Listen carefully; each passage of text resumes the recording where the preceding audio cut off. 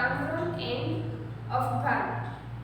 बाबर के बाद जब हुमायूं आया तो उनके ब्रदर्स के बीच में उनकी जो प्रॉपर्टी थी वो इक्वल हिस्सों में डिवाइड हुई, जिसमें हुमायूं को क्या मिला, दिल्ली पे एक टाइम ऐसा भी आया जहाँ पर वहाँ पर शेरशाह सूरी ने पूरा जो रूल था उसको कंट्रोल कर लिया था, लेकिन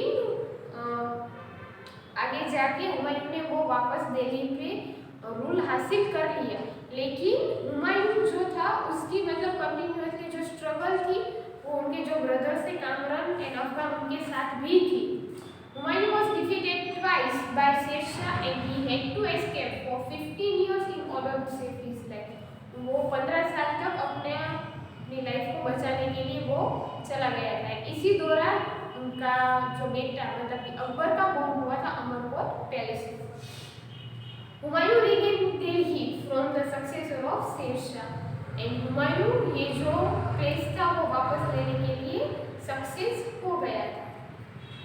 शेरशाह के बारे में अगर हम देखें, Sher Shah Suri was an Afghan leader who had progress of his own, जो मतलब कहीं ना कहीं उसमें इतनी कैपेबिलिटीज थी, वो अपने आप ही मतलब प्रोग्रेस हुआ था और इसीलिए वो रिफॉर्मर इन हिस्ट्री में रिफॉर्मर के नाम से जाना गया था हिस्ट्री में, not a warrior. He defeated Humayun twice and therefore established the Sud dynasty in Delhi. After gaining control over Delhi, he won many other important battles. He then extended his empire from Kabul to Bengal and also in Malwa. He is known as a reformer in history. After Sher Shah, the Mughal dynasty was re-established. मतलब कि वहाँ पे वापस हुमायूं आए। हुमायूं के बाद वहाँ पर कौन आए? उनके बेटे Akbar. Akbar was just 13 years old when his father Humayun passed away. वो सिर्फ 13 साल के थे जब उनके फादर की डेथ हुई थी। Akbar was very young and so Bairam Khan, a faithful minister of Humayun, brought him up as a guardian and took care of the administration of Akbar's behalf. और जिसकी वजह से उनके जो सेनापति थे बैरम खान, वो ऐसे गार्डियन पूरी रिस्पॉन्सिबिलिटी एंड एडमिनिस्ट्रेशन उन्होंने संभाला था। Hemu, the leader of Sikandar Sur, established his rule over Delhi. When Akbar was in Punjab, with the guidance of Bairam Khan, Akbar defeated Hemu in the Battle of Panipat. Akbar जिस दौरान पंजाब में थे and Delhi जहाँ पर हेमू, जिन दोनों के बीच में लड़ाई हुई, जो लड़ाई जाने के पानीपत के नाम से, वो वहाँ पर जीत चुके थे क्योंकि बैरम खान ने काफ़ी ज़्यादा हेल्प की थी। बट बैरम खान काफ़ी इरिस्पॉन्सिबल एंड जिसको कहते हैं कि अपनी पावर्स का गलत फायदा, इंडिपेंडेंट हो चुके थे काफ़ी ज़्यादा। सो अकबर ने उनके जो पावर थे वो चीज़ मतलब कि ले ली उनसे वापस एंड उनको हज पे भेजा। बट ड्यूरिंग हज उनकी डेथ हो जाती है। अकबर एंड सिसोदिया डायनेस्टी की जो रिलेशन से वो इतने अच्छे नहीं थे और उसी दौरान उन्होंने सिसोदिया डायनेस्टी मतलब कि महाराणा प्रताप की जो चित्तौड़ एंड रणथंभौर थे उनको एनेक्स किया था।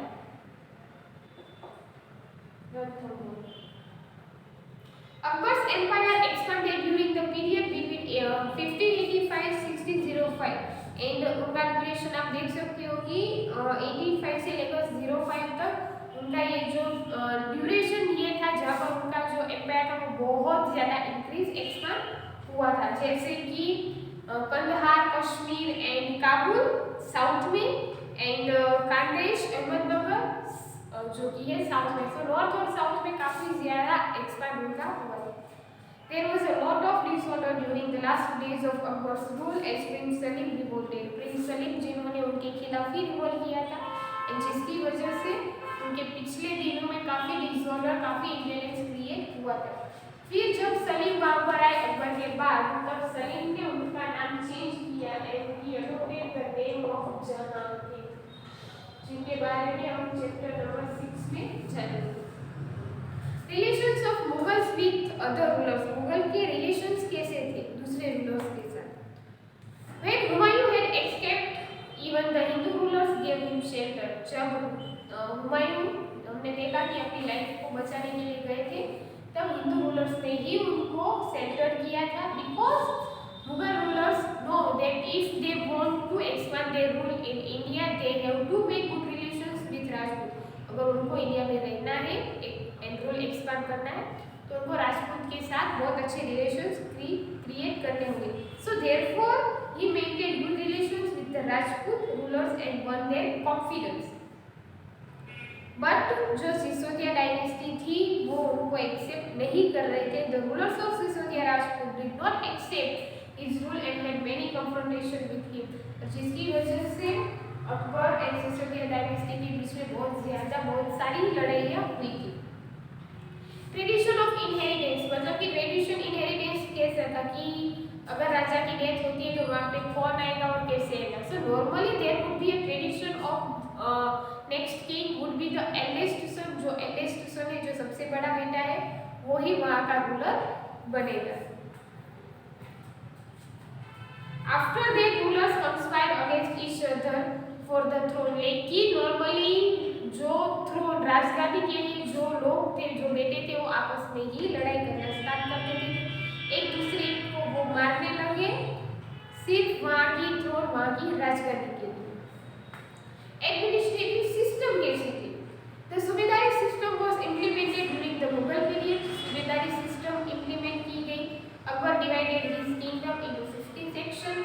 अकबर ने उनका जो पूरा जो सेक्शन था, पूरा जो किंगडम था, उसको 15 सेक्शन में डिवाइड किया था. और वो 15 सेक्शन मतलब कि सूबा, एंड वहाँ पर जो एडमिनिस्ट्रेट करता है उसको बोलते हैं सूबेदार.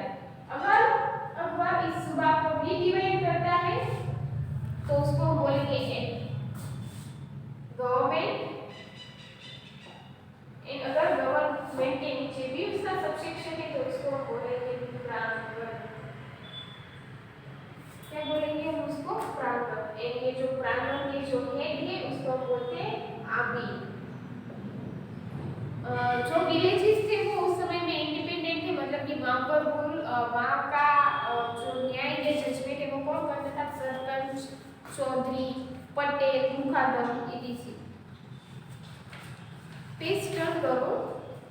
During Akbar's reign pilgrim tax was not living. Akbar के टाइम पे जो पिलग्रिम टैक्स था वो नहीं लिया जाता था. सो इसीलिए जो पिलग्रिम सेंटर थे वहाँ पर बहुत सारा क्राउड रहता था. Akbar was such a religious, tolerant and benevolent king. He regularly organized religious meet in the prayer hall at Sikri. Sikri पे वो रेगुलरली अपनी जो रिलीजियस मीटिंग थी वो अटेंड करता था, उसको अरेंज भी करता था. उसका जो कोर्ट था, रॉयल कोर्ट, उसके 9 चेम्स थे.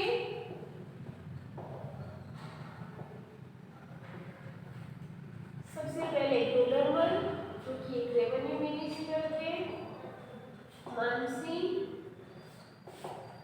उसकी दाक्ष आर्मी के क्या थे, वो हेड थे.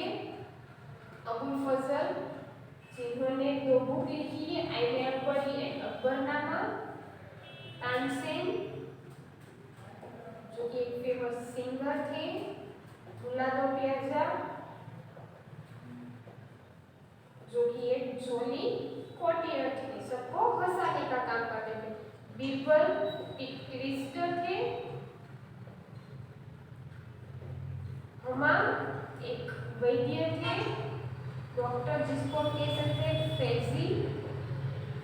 एक रिनोड पोएट थे. लास्ट वन रहीम जो उन्हीं के बेटे थे, जो एक हिंदी वर्सेस, मतलब कि जो श्लोक जिसको बोलते हैं मंत्र, वो हिंदी वर्सेस को वो राइटर थे एंड कभी कभार उसको ट्रांसलेट भी करते थे.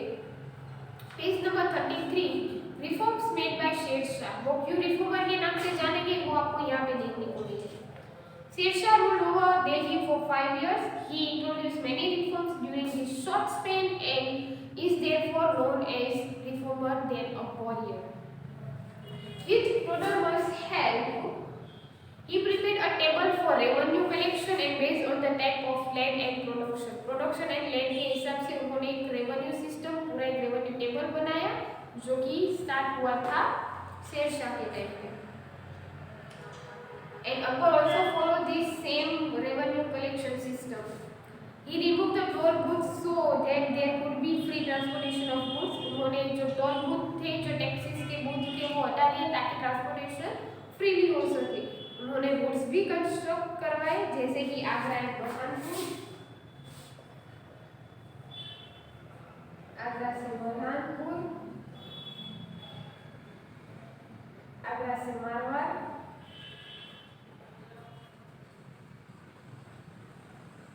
एंड लाहौर से Mulan. He also planted trees on both the sides of the road and constructed rest houses. दोनों तरफ उन्होंने रोड के दोनों तरफ उन्होंने ट्रीज बनवाए। एक पर्टिकुलर इंटरवल के बाद उन्होंने रेस्ट हाउसेस बनवाए। उन्होंने मिंट हाउस बिल्ड किया ताकि जो पॉइंट्स थे वो सेम साइज और सेम शेप के हो सके। He was very strict about the discipline of the army and had therefore strictly ordered the army not to harass the villagers or destroy crops while marching। अगर एक जगह से दूसरी जगह जा रहे हैं तो उनको किसी भी विलेजर्स के जो क्रॉप्स है वो डिस्ट्रॉय नहीं करने और उनको बिना कोई बात के हैरेसमेंट मतलब कि परेशान नहीं करना है। कोतवाल के पास एक रिस्पॉन्सिबिलिटी थी कि उनको जो क्रिमिनल्स है उनको क्या करना है, अरेस्ट करना है। Now the last one is about the Chittor's tales of bravery।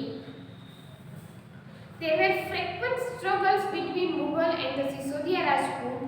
The courageous Sisodia Rajput were not ready to accept Mughal supremacy and so fought against Akbar boldly and bravely. Among all the warriors, Maharana Pratap's bravery is especially noteworthy. Among the rulers of Sisodia dynasty, Maharana Pratap was the one of who fought against Akbar continuously till the end. But Akbar के पास एक benefit ये था कि उसके पास जो modern weapons है, जो cannons है, गन पाउडर है, आर्मी है, वो काफ़ी वेल इक्विप्ड, काफ़ी अच्छी थी। बट महाराणा प्रताप के पास आर्मी बहुत कम थी, लेकिन एक बेनिफिट उसके पास ये था दैट जो चिवा लॉरियर्स, जो राजपूत थे, जो वॉरियर्स थे, जो कि माउंटेनियस हिली एरियाज में रहते थे, अगर उनको ऐसे एरियाज पे कभी भी लड़ाई रहती थी महाराणा प्रताप की, तो वो ये राजपूत की हेल्प बहुत इजीली ले पाते थे एंड वो उनका एक एडवांटेज था। लेकिन अगर देखने को जाए तो महाराणा प्रताप के पास सिर्फ 20 से 22,000 जितनी ही आर्मी थी, जबकि अकबर के पास लाख से भी ज़्यादा आर्मी थी एंड प्लस की वेपन्स और कैनन्स उनके पास पहले से ही थे। In the Battle of Haldi Ghati, Maharana Pratap and his horse Chetak attacked martyrdom and they can never be forgotten। Battle में हम जानते हैं कि महाराणा प्रताप का एक हॉर्स था चेतक, जिसकी जो कि मार्टिरडम हुआ था, शहीद हुआ था। Chetak was specially trained for battle and in the battlefield Chetak would move according to Maharana प्रताप's command। जिसको महाराणा प्रताप के कमांड को फॉलो करना है और वो स्पेशली बैटल के लिए ट्रेन किया गया था। When the battle of Haldi Ghati was at its peak, Chetak acted according to Rana Pratap's instruction and jumped high to reach to the Mughal Senapati, who was seated on his elephant। A noteworthy incident is one where Maharana Pratap threw a spear on Senapati, but he was saved because of the howdah। जब हल्दी घाटी का and होने वाला था, उसी दौरान महाराणा प्रताप के order के मुताबिक, कमांड के मुताबिक, वो उसने इतना हाई जंप किया कि वो डायरेक्टली एलिफेंट के ऊपर जो सेनापति बैठे हैं उसको मार सके, और उन्होंने ऐसा किया भी। लेकिन हाउदा मतलब कि उसका प्रोटेक्शन की वजह से उसको कुछ हुआ नहीं। It is believed that when Maharana Pratap was injured, one of his leaders wore his canopy to distract the Mughal rulers, and Chetak took the injured Rana Pratap away from the battlefield। And there are such many incidents about Rana Pratap and Akbar mentioned in history। ऐसा माना जाता है कि जब Maharana Pratap injured हुए थे तब उनके एक जो आर्मी मैन थे वो उनके जो कैनोपी है, उनके जो कपड़े हैं, वो उन्होंने पहन के मुगल्स एम्पायर को उनको डिस्ट्रैक्ट किया था एंड चेतक उनको वहां से दूर ले गया था।